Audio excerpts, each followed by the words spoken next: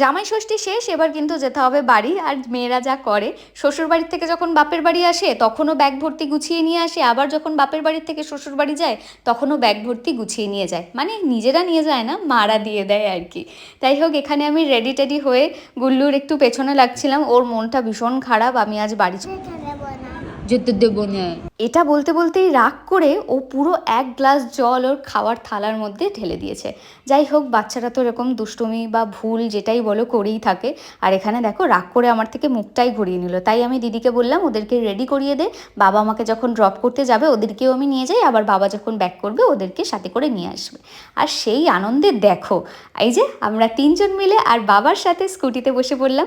আমাদের বাড়ির থেকে ডিস্টেন্স খুব একটা নয়, তাও রোদের মধ্যে ডিস্টেন্স অনেকটা মনে হচ্ছিল। রাস্তা থেকেই গুল্লু বলছিল যে ওর ভীষণ গরম লাগছে, একটু কোল্ড ড্রিঙ্কস হলে ভালো হতো, তাই আসার সাথে সাথে ওকে একটু লস্যি দিয়ে দিলাম। দেন ওরা দুজন মিলে মামার সাথে গেছিলো একটু দোকানে নিজেদের মতো পছন্দ মতো কিছু খাবার দাবার কিনতে। আর এখন ওরা আবার বাড়িতে ব্যাক করবে। চলো দেখা হবে নেক্সট ভিডিওতে। টিল দেন ভালো